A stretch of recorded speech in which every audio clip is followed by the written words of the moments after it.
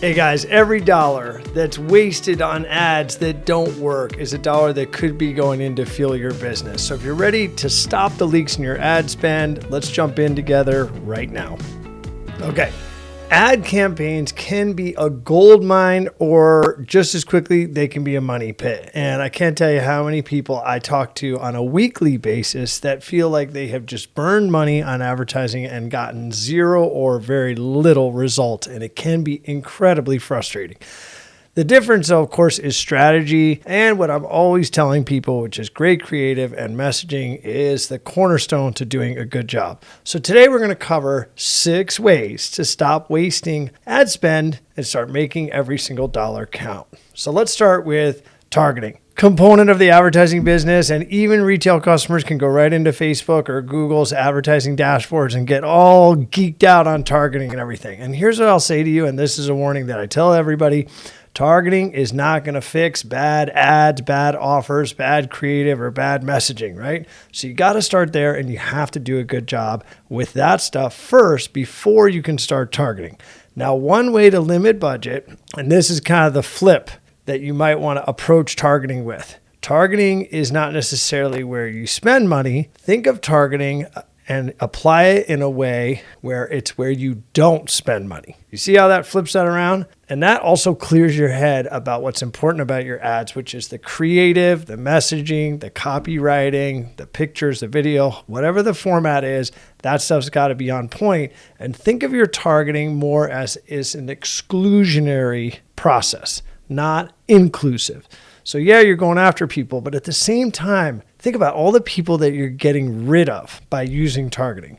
So you're going to use data to define your ideal customer. And in the same token, you're going to use data to get rid of all the people that are probably not good customers for your business. Age, location, interests, and all these other specifics can be tapped into. But again, it's not going to fix crappy messages, crappy offers, and bad creative, or just poorly worded, unclear, unconcise, and unactionable ads that you put out into the market. So don't get frustrated and start blaming targeting when things don't work. First, go back to your creative and start cross-testing. Next, let's talk about what the whole thing is. Don't just advertise without each ad having a purpose. If it's to get clicks, leads, or sales, then it better have something enticing, a lot of intrigue, or a really juicy offer on it, or it's just not going to generate that kind of activity. Or it could be an awareness ad, or a reputation ad, or a brand narrative, brand control ad. But just make sure that when you start out, you know what the clear goal is, you know what the campaign's goal is, you know what the focus is, and that'll drive the type of KPIs that you're hoping to look for.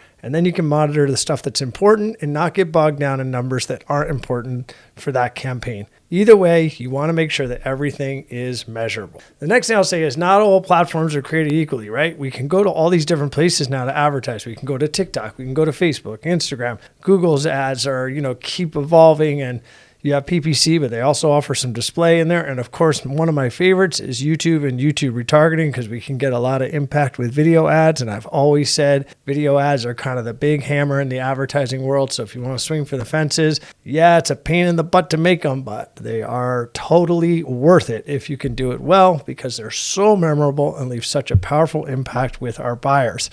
So either way, you have to make sure that you understand where your ideal target audience is hanging out and what kind of media they're consuming. Are they readers and researchers? Are they doom scrolling teenagers, et cetera, et cetera? And you got to figure out how to get formatted ads on the platforms where your audience is aggregating and connect the dots there to make sure that that also supports all the other things you can do with targeting.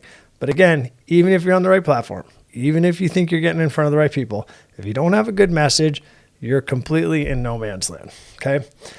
Let's remember also that small changes can have a big impact, right? So, and I mean down to almost one word, especially on call to action type words and so forth. So you're going to want to make sure that you're testing your headlines, your images, your calls to action, and even like color treatment and so forth inside one set of targeting. And of course, it can be kind of frustrating and it seems like it's a slow process, but we really don't want to trade out or change out more than one or two variables at once. Like, don't just start swatting around out of frustration, changing everything, because you don't really know what it was that you did that resulted in different outcomes. So you got to be careful with, just blowing the whole thing up and starting over again, because you don't actually learn how to become a better advertiser in doing that. So we want to, make one change at a time, ideally, or small changes at a time, and then move things forward. One of the things we do here for our advertising clients is when we do creative, we do lots, and we immediately start with sometimes dozens of different ad variations. And I mean different pictures, different copywriting, different colors, different layouts, and so forth. And, it's something we're able to do, but I would certainly encourage you to start with that, because you can learn a lot by spraying a lot of creative right away and seeing what the audience is starting to respond to. So if you can handle it and you're willing to do that kind of heavy lifting, go for it. Either way, make sure that you're willing to test, because that's where you start to save money over the long term. I would also add that advertising is kind of like a tricky business, because we all hope that we're going to make one ad, click one button, and we're going to make $1. That's what, the whole thing is. It's like magic. We just send an ad, we make money. We send an ad, we make money. And there's plenty of people online that are pitching that, and selling systems and doing all this stuff. And I'll just caution you, that's not realistic. It's not probably what you want to hear either. But the reality is sometimes you're dealing with a lot of money. And in the case, the stuff that we're doing here, that is always true. And, caution is the name of the game. Being thorough, testing, watching everything on every 24 hours, not just walking away for a week and smoke $3,000 or something silly. So you got to really be on it in the beginning. And then when it starts to get better and you get indications of data that is, in your favor, and you're getting the KPIs moving in the right direction, things can get a little easier, and then they can start to run for quite some time. But in the beginning, especially if you're just starting out, don't think you're going to just pop an ad, walk away, and suddenly you're going to just see this pile of money in your bank account, because it's not that simple.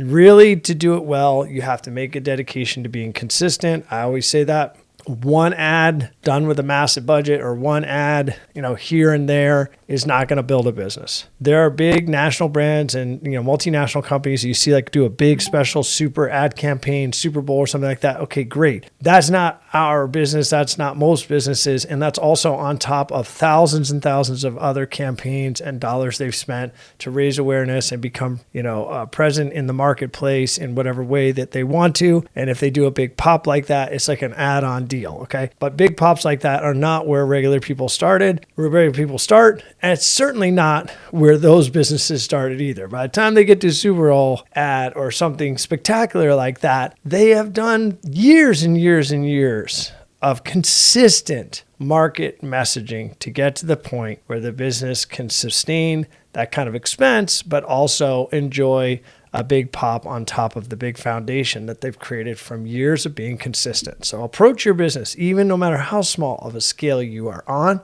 in that way, in that you're going to build consistency, ritual. You're going to get good at it on a weekly basis, daily basis, monthly basis, quarterly basis, and then year over year, you're going to build something up. And you're going to keep messaging into the audience segments and the targeted demographics that you want to, because people only buy when they have a problem, and they don't have a problem every single day. So you want to be there when the problem strikes, when the pain becomes unbearable, and they are ready to part with some money and engage you with your product or service or whatever it is that you're into. Okay. And that leads us to the next sort of reality that we all have to face, is that most people do not convert or purchase on the first visit or click or interaction with a brand or an ad. So we always recommend that you use retargeting ads to bring them back and get that top of mind space occupied, so that you can then close the deal on the third, fourth, fifth, and sometimes could be even the 10th touch. And I personally can say that a lot of things that I purchase on my own in my personal life, I kind of wait, I kind of shop, I kind of don't want it, I kind of do want it, I kind of think about it, right? And all along, vendors like Amazon and stuff are retargeting me with a little thingy, little picture, reminding me that I was interested and so forth. And it just starts taking up that mental space.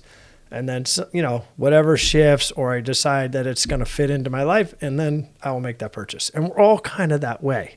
And so are your buyers. So as an advertiser in a business who wants to earn more customers, we are responsible, duty-bound, to stay in front of our customers until they are ready to buy. We can't just assume that they remember. We can't assume that there isn't a competitor trying to get the deal also. We can't assume that they're super nice and they're going to call us back someday when they want to.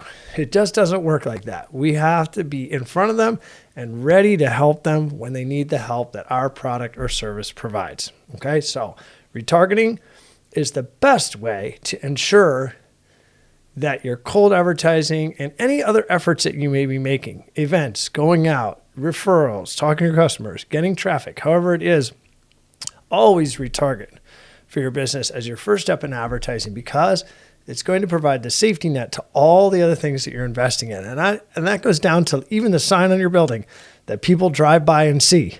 They see the sign, then they look you up, then they go to your website, and then they get a retargeting ad for the next couple of weeks that reminds them, come and eat my donuts, come and eat my donuts, come and eat my donuts. And finally, that day on the way to work, when they pass your place again, I'm going to go try a donut, right? So it's just that simple. It doesn't matter what the traffic source is. Retargeting is the first piece to start with so that all of your traffic is getting automatically followed up with. And what's better than that as a business owner? Everybody wishes they had salespeople or like some sort of mechanism in their business that automatically followed around their prospects. Retargeting is that mechanism. So of course we want to start there. So stop wasting your ad spend and start seeing real results by targeting smarter, testing often, analyzing your performance, working on copywriting, working on creative, working on your offers, your deals, your price modeling, and your messaging. And you will make every dollar work a lot harder with your advertising. If you think I'm crazy, or if you think all of this is BS, go ahead and hit me up in the comments because I love to talk about this stuff. It's all we do every day here. And if not, I'll see you back on YouTube on the next one.